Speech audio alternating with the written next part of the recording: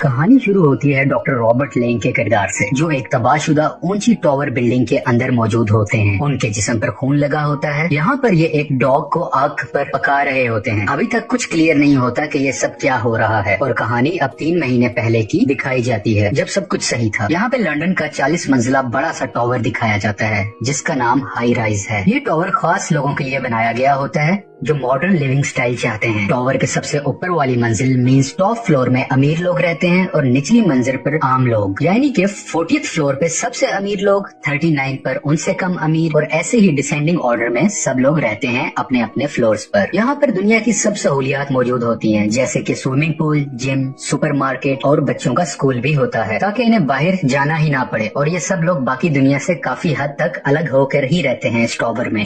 Doctor Robert इसी tower की 25th floor में शिफ्ट होते हैं, जो कि बहुत खुश हैं क्योंकि उन्हें एक अच्छी लाइफ गुजारने को मिलती है। यहाँ पर वो एक सिंगल मदर से भी मिलते हैं, जिसका एक बेटा भी होता है। डॉक्टर रॉबर्ट और ये सिंगल मदर दोनों एक दूसरे के साथ बहुत कम वक्त में अटैच्ड हो जाते हैं। इसके अलावा डॉक्टर रॉबर्ट की दोस्ती रिचर्ड विल्डर से भी हो जाती है, जो कि एक डॉक्यूमेंट्री फिल्म मेकर है। डॉक्टर रॉबर्ट एक फिजियोलॉजी के टीचर होते हैं। वो अपनी क्लास में इंसानी सर को काट कर सिखा रहे होते हैं, तो एक स्टूडेंट ये देखकर बेहोश हो जाता है और उस स्टूडेंट को ब्रेन स्कैन के लिए भेज दिया जाता है। इससे अगले दिन डॉक्टर रॉबर्ट को 40th स्टोरी में एंथनी रॉयल से मिलने के लिए बुलाया जाता है, जिसका मतलब है कि सबसे अमीर लोगों के रहने की जगह पर। इस टावर को रॉयल ने ही डिजाइन किया होता है। यहाँ पर रॉयल की वाइफ को भी दिखाया जाता है, जो किसी को ज्यादा इम्पोर्टेंस नहीं देती है, लेकिन डॉक्टर रॉबर्ट को पार्टी पर आने के लिए इनवाइट करती है, जो वो कुछ दिन के बाद दे रही होती है। अब पार्टी वाला दिन आ जाता है। ये party 8th century costume theme पर डिजाइन की गई होती है, जिसका मतलब है कि सब लोगों को 18वीं सदी के फैशन के कपड़े पहन के आने हैं, और ऐसा ही होता है। पर डॉक्टर रॉबर्ट अपनी डेली रूटीन के कपड़े पहनकर आ जाते हैं, क्योंकि उन्हें पार्टी थीम की इन्फॉर्मेशन नहीं थी। डॉक्टर रॉबर्ट के एवरीडे सूट को देख के रॉयल की वाइफ और बाकी पार्टी में आए मेहमानों को बहुत बुरा लगता है और अजीब भी लगता है। इसके अलावा रॉयल की वाइफ और उसका वही स्टूडेंट जो